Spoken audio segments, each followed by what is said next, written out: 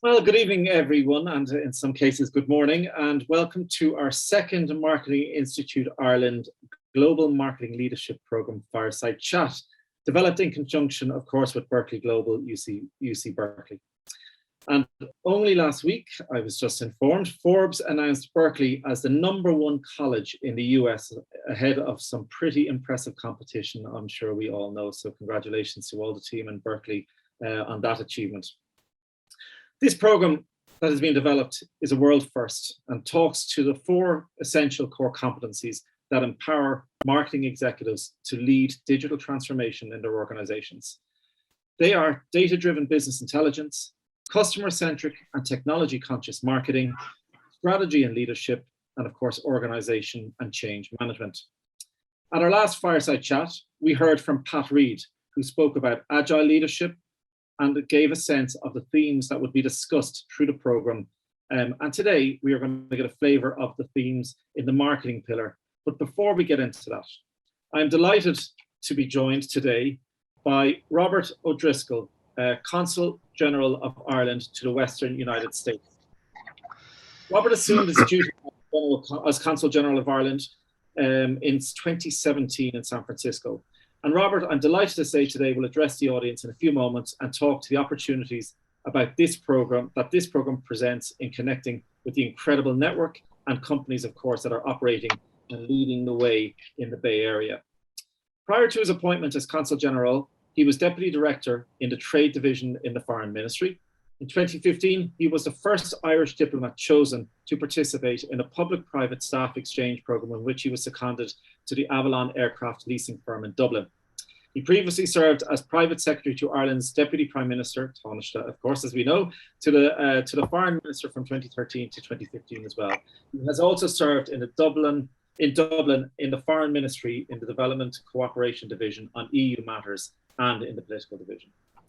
So without further ado, I would like to hand you over to Robert. Good afternoon, Robert, or good morning, should I say. Good morning, David. Greetings from the West Coast here in San Francisco. Delighted to join yourself, Frederick T Pearl and Nadij Therese from UC Berkeley, Global Berkeley, for this morning's event. I want to commend both yourself and Marketing Institute Ireland and Berkeley Global for this exciting initiative. It is, as you say, one of a kind in Ireland and the world, as you say. So I think it's a very, very exciting initiative. I've been doing some research for this and talking to I have a lot of friends in marketing here, a lot of Irish here in marketing. And they tell me that, science, marketing is as much about science as it is about art. And much of that science is powered by technology, which has its genesis here in California and across the world-leading innovation ecosystem here on the West Coast. Many ad tech and martech firms obviously choose Ireland as their point of entry to Europe, and we hope they continue to do so. And as a result, we have this large group of Irish, the front lines, determining the very future of marketing. I'm excited this program will create more bi-directional connectivity between marketers in Ireland and California, because this program brings together senior thought leadership in the US, California, the Bay Area, and of course, your own members in Ireland. And it's sharing best practice on how to drive digital transformation, to take advantage of the enormous opportunities these new technologies present to marketers. But I think it also reflects well your own institute's commitment to education and lifelong learning. These are crucial elements in personal development to ensuring that our professionals remain at the cutting edge of their industry. I think today's event is a really good example. I look back at the previous event in June also. I'm looking forward to hearing from Maria Gianotti later on to get her insights from her very illustrious career and experience in technology, financial services, and retail e-commerce. I think that a program that convenes thought leaders from California and Ireland makes a lot of sense. The West Coast of Ireland, the West Coast of Europe, and the West Coast of Ireland, of America, we've had an awful lot of connectivity over the last 170 years. I always say that Ireland and California share what I call a fáine inspiraja. It's a circle of inspiration. With flows of people in both directions and flows of ideas, and it's very exciting. This is part of that historical flow. Today, of course, we have a very modern, very dynamic economic and diasporic relationship. California is Ireland's largest trade investment partner in the US, More than 300 Irish companies supported by Enterprise Ireland are active across California, and 160 of those, about half of them have offices here. We're one of the largest investors and creators of jobs in California. Irish companies employ over 10,000 people across 200 locations across the state. That's a top 10 in terms of international investment into the state, into the Golden State. On average, an Irish company opens an office here every 3 weeks on the West Coast, a trend which remarkably has been sustained throughout the pandemic. Obviously, the companies come here to do what you're doing. It's to connect into this world-leading innovation ecosystem, the capital, the smart capital that's here, the talent, and of course, the market side, fifth largest economy in the world. And I think for those Irish people, Irish companies, and for Irish professionals who have real global ambition, California is a natural place for them to wish to engage with and to be successful in. Of course, it's a two-way relationship, and California headquartered companies play a major role in our economy. Today, these companies employ around 50,000 people. That's from across the West Coast, predominantly California, establishing an operation, new investment in Ireland on average every 2 weeks. When I think of the Ireland-California relationship, and I think this course really sits in the middle of it. It really is a keystone of that relationship is around talent. Ireland is one of the most educated workforces in the world, with over 53% of 30 to 34-year-olds having a third level qualification, and our education system ranks in the top 10 globally. I think when we've seen when Irish people come over here, that education that they have, the talent that they have, shines through, and they exceed. They do so well here, and we're very, very proud of all the work that they do. What was I going to say? The best marketers, in my experience, are influencers and change makers. They drive their organizations forward. They inspire and guide their teams and take on complex challenges and make a meaningful contribution to the business community and society at large. We're deeply proud of those members of our diaspora who've engaged in such change making here and their contribution towards the company's own global ambitions. Finally, I just want to thank David and his team for engaging in the Bay Area, for making these connections, for adding to our historic Fáinne Inspiráide. Marketing Institute Ireland is renowned for the passionate way in which you educate and enable your over 2,500 members.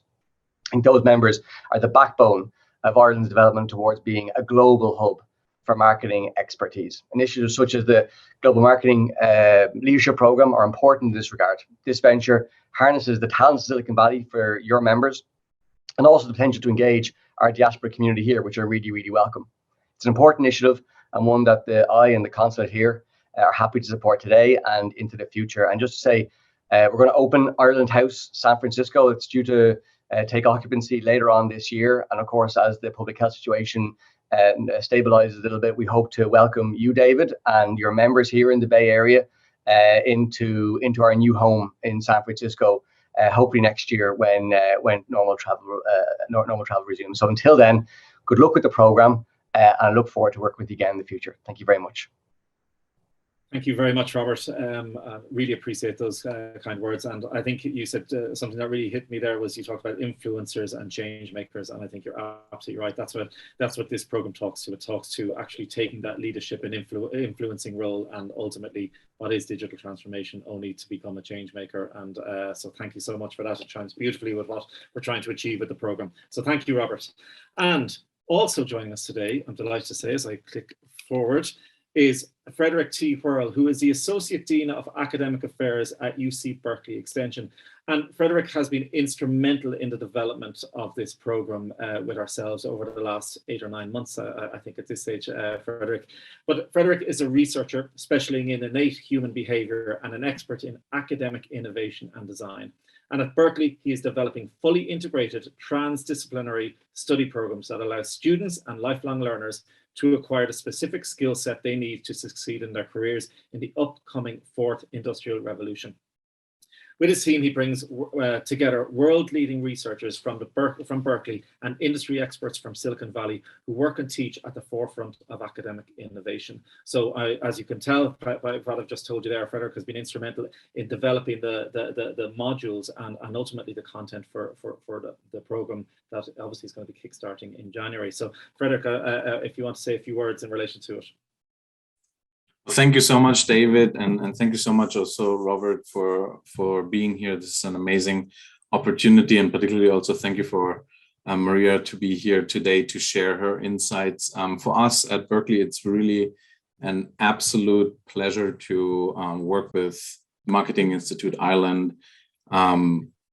It's rare that we really find across the globe experts that are so in sync with what we're doing. And it was wonderful what Robert just said about the role of the marketer being the change maker. That is like literally the tagline of Berkeley. Berkeley change maker. It's actually, no joke, trademarked.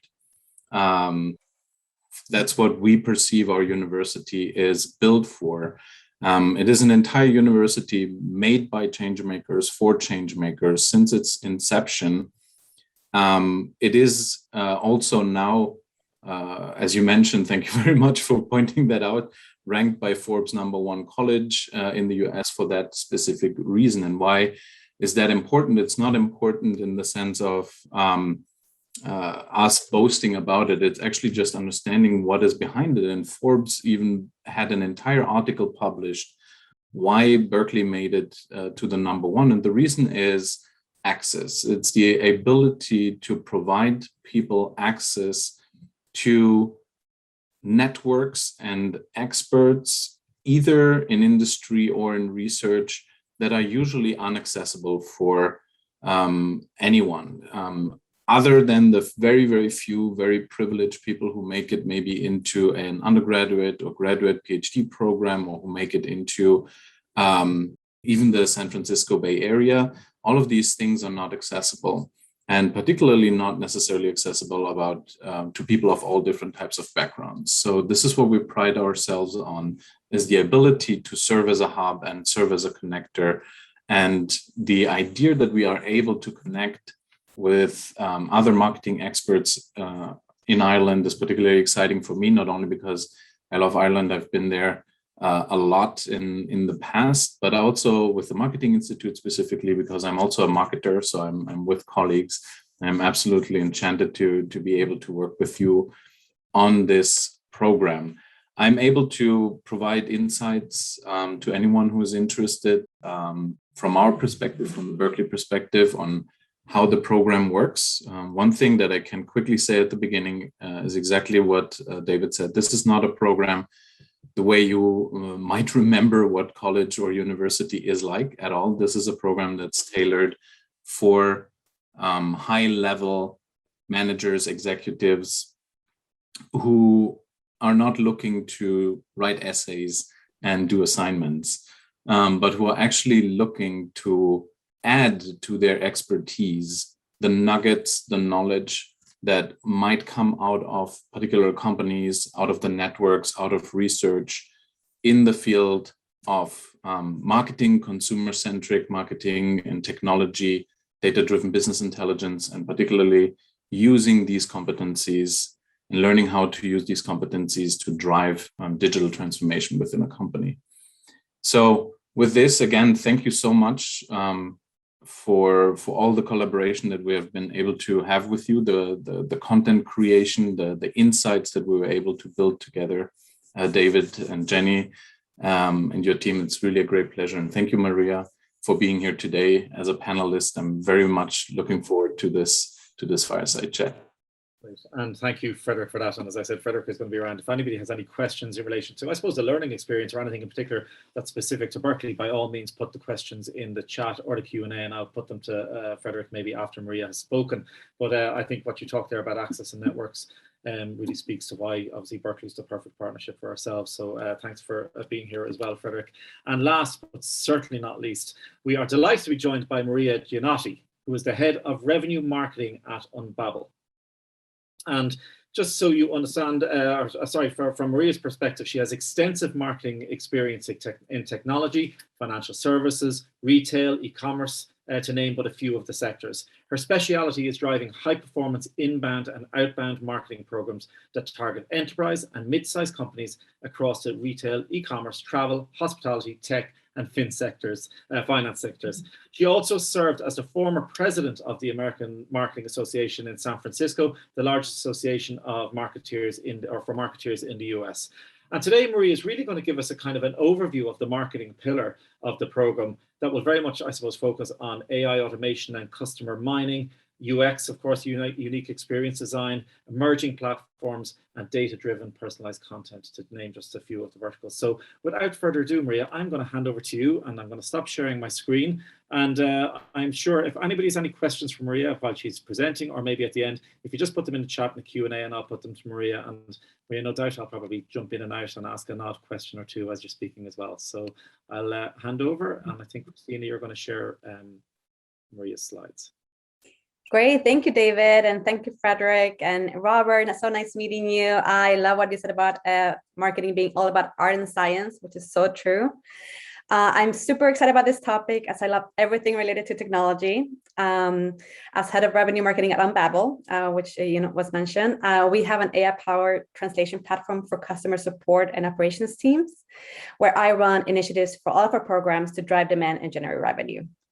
So if you can go to the next slide, some of the things that I'll be discussing today is digital transformation, what's happening in that world, customer-centric marketing, artificial intelligence in marketing, how are we using that nowadays, what are the emerging technologies that we should be aware of, and then a little bit about what this program entails, right, for you. So if you can go to the next slide, perfect. So maybe David, do you want to get started with the question? Maybe even before you start with that, Maria, why has digital transformation become so important for marketeers? And maybe that'll kind of spur the conversation, I suppose, from our perspective. Perfect. Yeah, let's get started. So part of my focus, right, at Unbabel includes identifying new technologies that can help us scale and make our work initiatives easier. So this is where digital transformation comes in. First of all, digital transformation has been going on for years. But this is not a new concept. But what's interesting to discuss is how digital transformation has evolved, especially during the pandemic. So basically, if we can say the evolution of digital transformation to a 2.0 stage. And this happened because as marketers, we had to find a way to better connect with our customers digitally, right? Considering we could no longer rely on in-person opportunities. So the neat thing that happened here in the San Francisco Bay Area was that Silicon Valley companies were early adopters of pushing the limit of automation at a faster pace during this time. If you think about chatbots, intent software, new account-based marketing approaches, and engaging virtual experiences, basically took a life of their own. This is exactly what happened. And I say this because I know this firsthand, because this is exactly what happened with my company when we were relying heavily on in-person events. We had signed up for so many conferences in 2020 that did not happen, right, because of COVID. But we had no online programs in place, so nor the technologies to drive unique virtual experiences or target specific accounts. So in my experience, Bay Area marketers were really early adopters of advanced AI and new emerging technologies that became really critical during a time of uncertainty, where we had to do more with less as marketers. So if you go to the next slide, please, thank you. So if we move to the next one, the second thing that I want to mention is how digital transformation during the pandemic kind of gave us a more targeted approach, right? So we had new consumer behaviors that we had to look at how to do something with from a digital perspective through various technologies. How can we be more targeted, right, with our customers and prospects? And according to Gartner, most marketers expect customer experience to be their primary differentiator when marketing to customers. And to create better customer experiences, you need to understand your customer preference, right, and behaviors, which leads to the capability for marketers to drive personalized and even better hyper-personalized experiences. Another reason for the digital transformation is that access to technologies has allowed us to become more targeted in that approach. And we're spending more on technologies than ever before. And the beauty of spending more on technologies is that it also helps us provide measurable ROI. So in a way, you're not throwing money on difficult to measure events, billboards, ads, but rather on technologies that can show the effectiveness of your campaigns. Hence, we're able to do more and spend our marketing dollars more wisely than ever before. Then if we look at customer centricity, so the evolution of digital transformation has provided us with the capability to drive better customer experiences by leveraging technologies that can give us intelligence about a customer's current preferences and purchasing habits, which again helps us become more customer-centric marketers. And lastly, this is really important. To some of this year and a half, during the pandemic, we can surely say that digital transformation has changed the playing field for marketers. I would say that today's marketers have become very data-driven, and they're heavily focused on leveraging innovations, including predictive analytics, market analytics software, AI, and machine learning to drive better customer experiences. I couldn't agree more. Couldn't agree more. Yeah, right. And that influence, back to Robert's point, that influence at board level, I think, is becoming, I suppose, stronger. Yes, which very importantly leads to my last point here, that not only are CMOs more likely to get a seat at the table nowadays, but since the CMO's role in digital transformation is cohesively connected to a buyer's journey, there's even a higher stake for a CMO to lead their organization's entire digital transformation journey, which is very exciting opportunity for us. When marketing leaders become early adopters and innovators in technology, they start to develop a more decisive point of view within their business context and space, which is extremely valuable to drive go-to-market strategies, right? And I think all marketers can agree with that. And this is the opportunity that senior marketing leaders have been waiting for, which is to have the ability to gain visibility and recognition within their organizations through the understanding and execution of digital transformation efforts. So I think this is a very exciting time, and this is why I love digital transformation, how it's advancing, basically. Very good. So AI. So everybody talks about, I sometimes think that people talk about artificial intelligence and don't necessarily kind of see, well, what role does it play from a marketing perspective? So you might throw some shape on that, Maria, if you don't mind. Yeah, AI can be a little scary, right? Scary word. What is really AI? Well, first off, the B2C world has been setting up the bar on personalization and expectation of our buyers, and it's up to us to really match that on the digital front. If you go to the next slide, I found this quote that I really liked. It was by Deloitte, saying that we live in an era where customers expect us to understand their wants and needs. So the easiest way we can gather better insights into our customers is really through AI, machine learning, and big data. So that's where AI comes in. If we go to the next slide, talking about the tech landscape, B2B is practically playing catch up on personalization, to be honest. I'm in B2B, and I can be honest and say that. Because as I mentioned, B2C has been driving personalization efforts at a faster scale than B2B, right? But with over 5,000 technologies in hand, some say it's even about 8,000, it's not a secret that we're spending more technologies than ever before. Most of these technologies are driven by AI. And according to Gartner, I found this super interesting, marketing budgets as a percentage of a company's revenue fell from 11% to 6.4% in 2020, but the allocation increased in technology spend. That means marketers have basically cut back on other areas, but when it comes to technology, we keep spending, right? So super important. But yeah, AI is driving most of those technologies. Where has it become a real game changer for marketing? Yeah. And I would say one of the reasons we're spending more on technology is that these help us better determine measurable ROI from our marketing campaigns, which is also something I already mentioned. But with that said, AI plays a huge role in helping marketers do more with their time and resources. So instead of being seen only as a cost center, we now have a seat at the table, and as we're driving a really measurable growth and revenue for our businesses. But the beauty of AI is that it doesn't remove humans altogether, and this is where people get scared, right? Or is this going to take away my job? Because you still need a human touch. But it does really help marketers streamline and optimize where needed in a quicker pace. So really, the exciting thing, I suppose, when you think about the digital transformation, Maria, is that I suppose the challenge marketers have always had is almost like proving the ROI on their dollars. If I spend $1, I'm going to deliver X amount of revenue, and I suppose digital, the journey that people are going on, and the transformation that everybody's seeing, and I suppose what's at the driving end of what's happening in Silicon Valley is really how you're actually getting down to the nano detail of how you can actually really deliver true revenue with every euro spent. Correct. Yeah, I totally agree with that. Yeah. If we go to the next slide. So talking about some areas where marketing has proven to be a game changer, there are two areas that I want to mention today. So the first area is around content curation and generation. And you might know some of these platforms, and this is just examples. I mean, there's so many platforms out there, but these are some that I'm very familiar with. But advances in AI have allowed marketers to better personalize the experience with what their readers want to read next, based on previous interactions with their companies, from page views and how they've engaged with your content. This all plays a factor in how you can tailor the customer experience again. Another way that you can personalize is creating a message that seems like it's shared in real time by a sales or customer service person to a specific account or a contact within that account. Let's say your target list, account list. That's also an experience that marketers are seeing a lot of success with. That's something that really took off during the pandemic.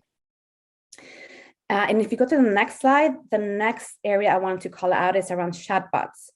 As we all know, it's been around for years. It's helped us answer questions in a timely fashion without having customers waste their time on, like, say, calling or submitting a demo request, which is really tedious. But nowadays, the difference is that we're seeing capabilities of crazy advanced human interaction. I mean, that's hyper-personalized. Bots that know that your locations or previous data, and then can drive somewhat meaningful conversations to make you take a specific action. It's how chatbots have progressed this last year. It's really, also similarly.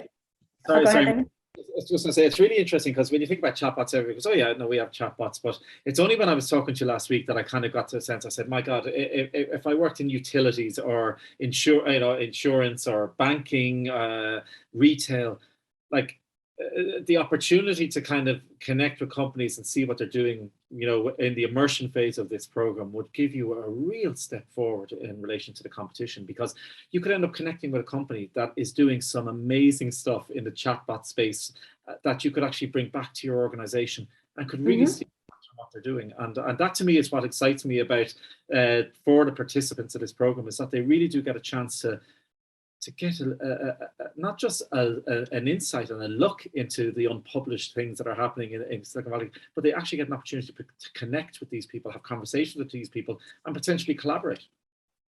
Yeah, that's what we want to get out of this, right? I think that's the beauty of this program.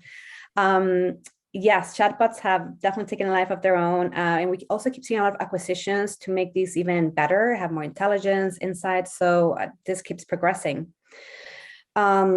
And yeah, chatbots, you can have specific conversation flows with your target accounts to get in context. This is applicable to both B2C, B2B. Today's chatbots can definitely help you drive strategic objectives of growth, such as high quality conversions with less human resources that can ultimately increase revenue, right? That's really what we care about as marketers.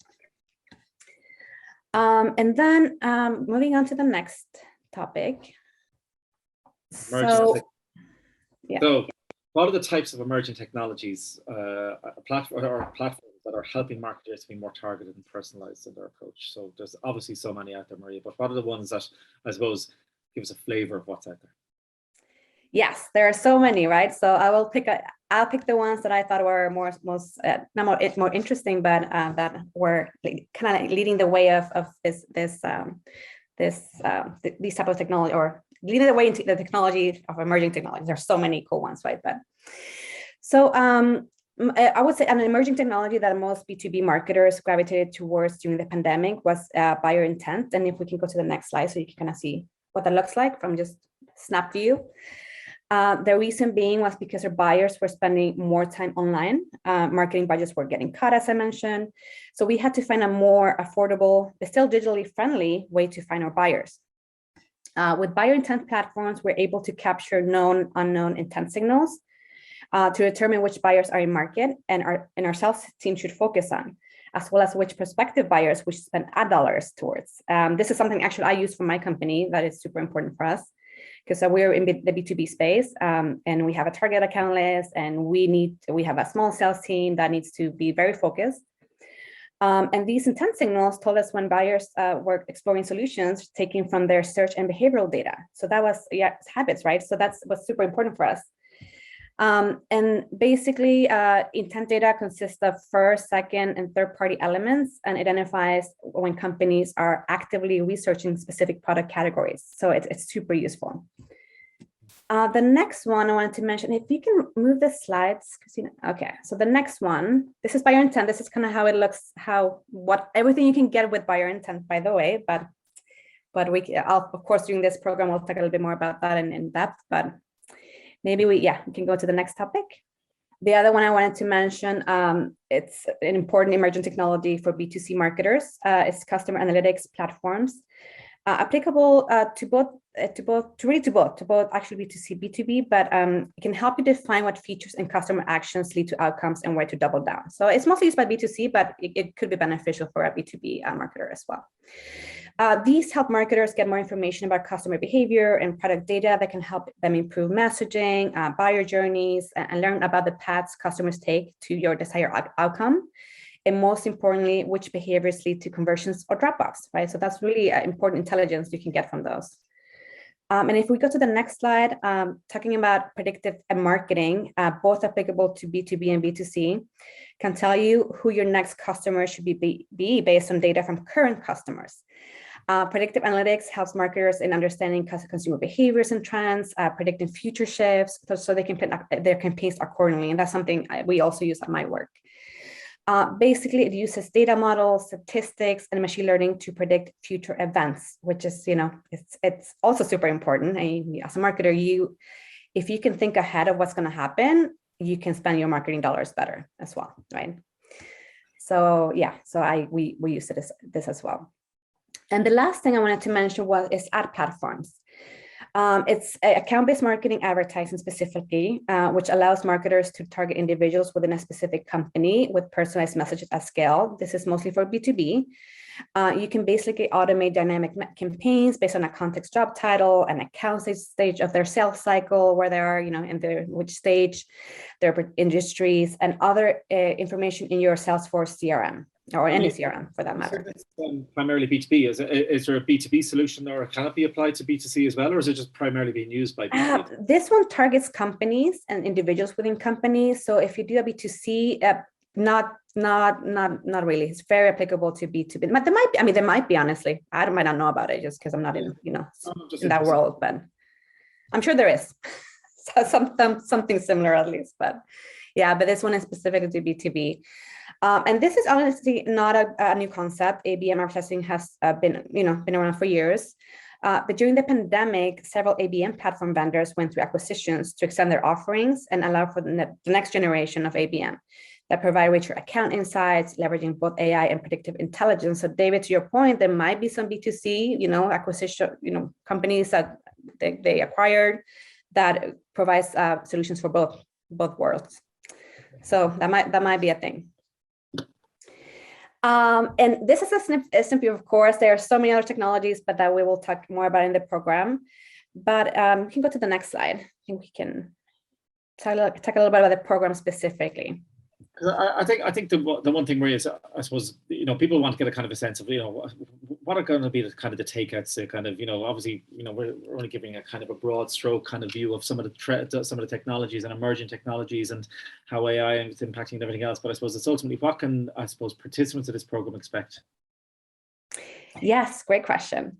So well, as the lead instructor, right, I'll be the lead instructor for the marketing stream and a marketing technology practitioner. I want to give you the insights, or the program attendees insights into the latest technologies Silicon Valley marketers like myself are investing in to drive the most effective, hyper-personalized customer experiences. At the end of the day, it's all about the customer experience. I also want to inspire you to take action to lead the digital transformation efforts across your entire organization, not only within the marketing realm, right? So if you know more about the technologies and not like as a hands-on, like I don't want you to know the specific executional things, like that's, your team can do that. It's more about the bigger picture and what's out there so you can drive those efforts for your team and make those suggestions and or for your company. That's a really important point you're making, Maria, because this obviously is it's targeted at a senior audience, and I think that's really important. It's getting into the line level detail of how all this works, but really giving you the view of how this impacts and how this can support. And I think that's a really, really important point to make. So correct. And we wouldn't have enough time to even go through all the platforms. That is no way. But as a high level overview of everything that exists, the insights you can get, I think it's important that you know about, right? That people know about, or marketers know about. Also, the other thing I want to teach you all by doing, right? Learn by doing, basically. Be an early adopter and learn how you can bring AI-led emerging technologies into your own organization and become the leader for tomorrow as the organization keeps growing and advancing, right? So again, I want you to be aware of what's out there and how you can bring that into your organization. I want to walk you through the top technologies that can help you get ahead in automation, personalization, and customer centricity, whether you're in B2B or B2C. And like I said, again, it doesn't mean like the executional part of these platforms, because your team can do that. But I want you to know the strategic components of these platforms, right? And how these can help you generate revenue, which is really what I do, and what my focus always is. How can we generate revenue? What platforms can we use for them? And the last thing that's really exciting, organize a company visit so you can get a close look into a leading emergency technology provider in the San Francisco Bay Area. So that's something I'm also will organize and put together and make it exciting for you to get insights into how these companies work. Brilliant. And I think that's the beauty of it, Maria, in relation to this program. You have, I suppose, the 6 months of the modules that obviously leadership, which Pat very kindly brought us through at the last Fireside Chat, and obviously the marketing leadership and people, should I say, that Pat brought us through, and also now from a marketing perspective. But the beauty of this is the immersion program, or the immersion module at the end of the 6 months, the 3 days in Silicon Valley. And maybe Frederick, we'll bring you in at this point to talk about what the opportunities that presents, because back to the point about Berkeley being now the #1 university in the States, so we definitely made the right decision partnering up with you, Frederick. But I suppose that how you talk about access and networks, and to Maria's point here around company visits, that's going to be a core component of the immersion session, is it not? I mean, the perspective is, if you are at a high level and you're looking for learning that really adds to your expertise, what you're looking for is ability to learn certain or understand certain concepts, but more so, actually, how do you apply them? How do they integrate in what you're doing? What do they mean for your business and the reality that you're in? So the program actually being designed, building like the foundational blocks of looking at the data and business intelligence, going into tools and marketing, and then how do I apply them managerially, really tries to cover this. But more so, each single piece really gets understood in all the different facets. So here's a concept, here's a method, have a company visit, have the opportunity to see how it gets applied, have the opportunity to talk with the experts about your reality in your company, in your environment, and how that might relate, and how obstacles that might be there might be overcome or not. Some things cannot be applied, but at least you know that they exist and why you're not applying them or not using them. And then on top of it, really the opportunity to actually connect with companies that can make it happen. The ideal thing for us is when somebody comes out of the program like this and then literally says, okay, here's a plan now that I have of what I want to implement. And how do I do this? Well, as marketers, most of the time we write an email or pick up the phone and get somebody to help us out with this. And if you are meeting with a company that uses certain startups to, for example, do voice recognition, automatic replies, voice replies, and so on, and you want that for your company, well, now you have a direct link and direct access to Silicon Valley companies and startups providing the latest tech, for example. And you have a colleague in a larger company that you have had the chance to meet, or that you can get connected to through one of the speakers or the people that we visit in companies, that can say, okay, this is how we did it in our company and how we integrated this level of technology and how it worked. Brilliant. And Maria, I'm sure you could talk for hours about some of them, the incredible emerging technologies that are coming out. But I think one of the things that really strikes me is just the opportunity. If I'm in a business in the B2B space in Ireland and I'm looking to take a lead, or in the B2C space, should I say, as I refer to utilities, I just think there's so many opportunities that this program does present in relation to stealing a march on your competition. And what better way to do that than to you know, what if you want to influence and become a change maker, as Robert so eloquently put it at the start, what better way to do it than to bring real innovation and thinking and different approach to digital and engagement and digital transformation than do something like that. Look, I'm sure there's questions, and maybe I know I've asked a few of Maria throughout our chat. Maria, I'm taking it that was your last slide. Sorry, Yes, no, it is. Yeah, I do want to say, yeah, because I think this program it's great in the sense that where else are you going to know about these technologies? Like, there's no, okay, you can learn about these technologies talking to a vendor, right? But then you'll know about that specific technology, and you won't really know the realm of the technologies that you could use for different things, right? So honestly, like, that's what I think is very interesting about this, where there is no other thing like this. There's no other program that talks about technologies. Like, I as a practitioner, have not been able to find anywhere where I can get those insights unless it's with a specific company, and then you only get one viewpoint, right, of the story. So I think that's the beauty of this. And I think what Frederick also said, the networking, you know, the networking with other peers, seeing what they're doing, not only me, you know, preaching the choirs here, but also learning from your peers I think is super valuable. So I think those would be, for me, that this is why I would want to attend something like this if I had the opportunity. Christina, you might stop sharing actually the screen just so everybody can see us a little bit better, if that's okay. But I completely agree, Maria. The whole way through the process of developing this program, the piece that excited me was obviously the peer-to-peer engagement, the online kind of learning, the sessions. I suppose a thirst for knowledge and that's taking it all in, but to ultimately then be able to actually bring it to life, having conversations with people who are actually doing this. And you know, you have a challenge in your organization. You talk about digital transformation and the challenges that you may present in your organization, and you have an opportunity to actually potentially come back with this program, come back from this program with a solution. And geez, that's fantastic, and the connections that can happen. I'm not sure if anybody has any questions or anything that they want to put to the panel, but something coming through here. Is there still places available on the program? There is. The closing date, just so you know, is the 20th of September. I'm right in saying that. The 20th of September. So I think it's, if anybody's interested, please reach out to either myself or Jenny Bishop, who's the head of Learning Solutions in the Marketing Institute. I think you can get her at jenny@mii.ie, or indeed myself at david@mii.ie.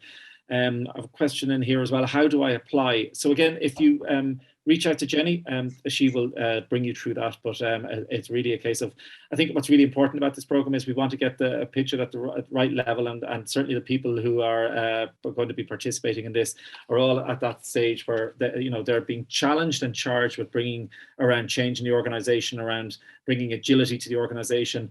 Understanding how better to use business data to drive business intelligence, and really to think of the technology conscious marketing angle to everything that they're doing. So we very much want that peer-to-peer engagement to become a key part of the program as we go through it. Another question here. A question to you, Maria, in relation to what emerging technology is the one that excites you most at the moment? Oh my gosh. That's a great question. For me, honestly, buyer intent. I think that is, and also the customer analytics, predictive analytics. I think that's super valuable. Just because you can better spend your marketing dollars, knowing which accounts, which companies are looking for your solutions. Super valuable, right? So then you're not targeting in the blind, basically.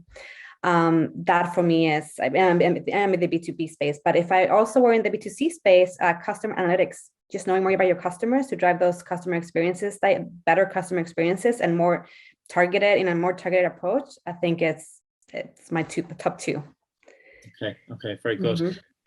Frederick, talk to me about, I suppose, the big fear with all these programs is people turn around and say, oh my God, how much work is going to be involved in this, and is it going to take me weekends and everything else, and and that's not how it is. So do you want to give a flavor, Frederick, of I suppose the learning approach, the commitment, and ultimately the output? I mean, the central part of this is effectively everybody comes with their problem. Everybody comes with their kind of challenges that they currently have in the company, and that's the thread that basically goes through the entire program. So everything that you learn in a lecture, you have the opportunity to discuss with the speaker directly afterwards in terms of how does it apply to my case, and you have the opportunity to discuss with the other people within the group. So the learning is literally from the hearing and understanding and interacting in the lecture to actually an application case for yourself.